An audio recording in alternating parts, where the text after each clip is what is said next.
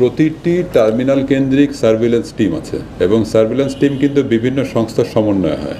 সেখানে পুলিশের প্রতিনিধি থাকবে, বিআরটিএ থাকবে, সিটি কর্পোরেশন থাকে এবং নির্বাহী ম্যাজিস্ট্রেট থাকে।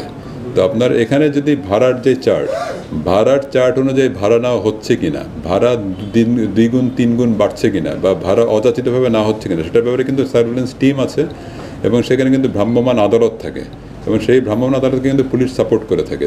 সেখানে যদি অযাচিতভাবে কিছু পাওয়া যায়, প্রতি বছরই কিন্তু এটা হয়ে থাকে।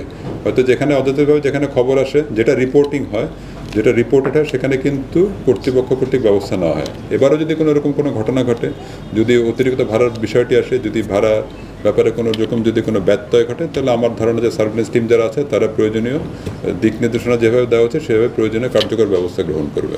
ঈদ উপলক্ষে লঞ্চ টার্মিনাল কেন্দ্রিক যেন কোনো যানজট সৃষ্টি না হয়, সংশ্লিষ্ট ট্রাফিক বিভাগ এ ব্যাপারে প্রয়োজনীয় ব্যবস্থা গ্রহণ করবে। অর্থাৎ সদরঘাট আমাদের যে লঞ্চ টার্মিনাল আছে, লঞ্চ টার্মিনাল কেন্দ্রিক যে যাতায়াত ব্যবস্থা সেটা যেন সুশৃঙ্খলভাবে হয়, সে ব্যাপারে ডিএমপির ট্রাফিক বিভাগ সচেষ্ট থাকবে। কোনো যানবাহনে ছাদের উপর অতিরিক্ত যাত্রী বহন করা যাবে না। আপনারা জানেন যে আগে ছাদে যাত্রী যেত, কিন্তু বর্তমানে কিন্তু ছাদে যাত্রী বহন সম্পূর্ণ নিষিদ্ধ। নিরাপত্তার কারণে, ঝুঁকির কারণে এটা সম্পূর্ণ পরিহার করা হয় এবং এই ব্যাপারে ডিএমপি সবসময় সতর্ক থাকবে, সচেষ্ট থাকবে।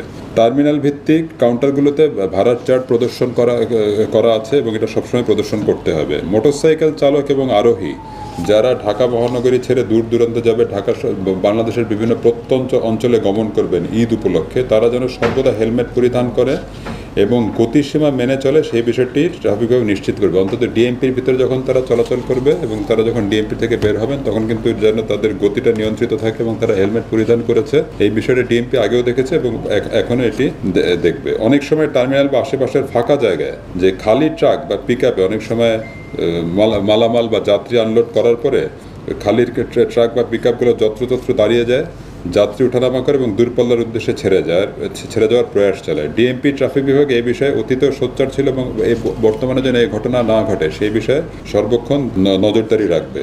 ঈদ উপলক্ষে অতিরিক্ত লাভের আশায় ইন্টারসিটি গণপরিবহনগুলো রুট পারমিটবিহীন, অনুমোদনবিহীনভাবে যেন ঢাকা মহানগরীর অভ্যন্তরে যত্রতত্র না চলে, সেই বিষয়টি নিবিড়ভাবে পর্যবেক্ষণ করা হবে এবং প্রয়োজনীয় ব্যবস্থা গ্রহণ করা হবে। এই বিষয়ে মালিক শ্রমিক প্রতিনিধিদের সাথে নিয়মিত আলোচনা করা হয়েছে।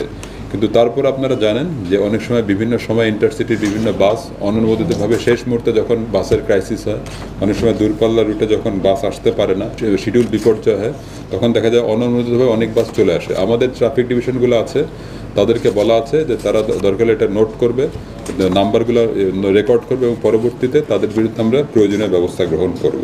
পবিত্র ঈদুল আজহায় ঢাকা মহানগরী হতে বাইরে এবং বাইরে থেকে ঢাকা মহানগরীতে নিয়মিত জনসাধারণের আসা যাওয়া চলমান থাকে। এজন্য ঢাকা মহানগরীর এন্ট্রি এক্সিট পয়েন্টে যেন কোনোরূপ যানজট তৈরি না হয়, ট্রাফিক যেন সহনীয় পর্যায়ে থাকে, এজন্য প্রতিটা পয়েন্টে হাইওয়ে পুলিশ, সংশ্লিষ্ট জেলা এবং মেট্রোপলিটন পুলিশের সাথে, যাদের সাথে ডিএমপির বর্ডার আছে, তাদের সাথে ডিএমপি শক্তিশালী কোঅর্ডিনেশন মেনটেন করবে। এটা অতীতেও ছিল, বর্তমানে এটা অব্যাহত থাকবে। পশুবাহী গাড়িসমূহ অবশ্যই সিটি কর্পোরেশন কর্তৃক অনুমোদিত হাটের ভিতরে লোড আনলোড করতে হবে। কোনো ক্রমেই হাটের বাইরে অথবা রাস্তায় লোড আনলোড করা যাবে না। গরুর হাট কেন্দ্রিক সুষ্ঠু ট্রাফিক নিয়ন্ত্রণে সিটি কর্পোরেশন, হাট ইজারাদার, পরিবহন মালিক, শ্রমিক নেতৃবৃন্দের সাথে প্রয়োজনীয় সমন্বয় করা হয়েছে এবং এটা ঈদ পর্যন্ত চলমান থাকবে। কোরবানির পশুবাহী যানবাহনকে অগ্রাধিকার দিতে হবে এবং কোনো হয়রানির শিকার করা যাবে না। এবং যাত্রীবাহী এবং পশুবাহী যে যানবাহন যেগুলো থাকবে, পশুবাহী যে ট্রাক যেগুলো আসবে, সেই পশুবাহী ট্রাকের সামনে আমরা বলেছি স্টিকার এবং ব্যানার লাগাবার জন্য।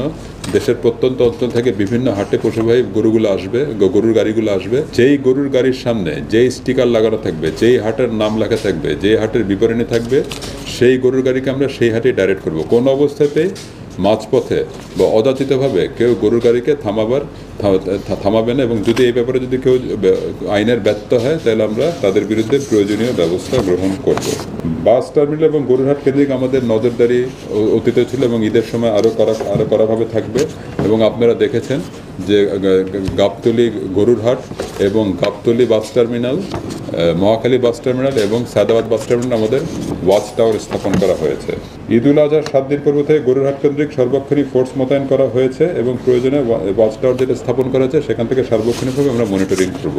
ফিরতি যাত্রায় যখন মানুষজন যারা ঈদের উপলক্ষে ঢাকার বাইরে গিয়েছে, যারা ঢাকা মহানগরী ত্যাগ করেছে, যারা যখন ঢাকা মহানগরীতে আসবে, তখনও কিন্তু ট্রাফিক ব্যবস্থাপনার জন্য সোচ্চার থাকে মন্ত্রণালয় থেকে, স্বরাষ্ট্র মন্ত্রণালয় থেকে, সড়ক পরিবহন মন্ত্রণালয় থেকে আমাদেরকে এ ব্যাপারে প্রয়োজনীয় দিক নির্দেশনা দেওয়া হয়েছে এবং আমরা ঈদের আগে যেভাবে মনিটরিংটা করব, ঈদের পরে যেন সুশৃঙ্খল ট্রাফিক ব্যবস্থাপনা থাকে, মানুষজন যেন শান্তিতে নির্বিঘ্নে যেন আবার ঢাকা মহানগরীতে ব্যাক করতে পারে, এই জন্য আমরা সার্বক্ষণিক আমাদের কোঅর্ডিনেশনটা অব্যাহত রাখবো এবং আমরা মাঠে নিয়োজিত থাকবো।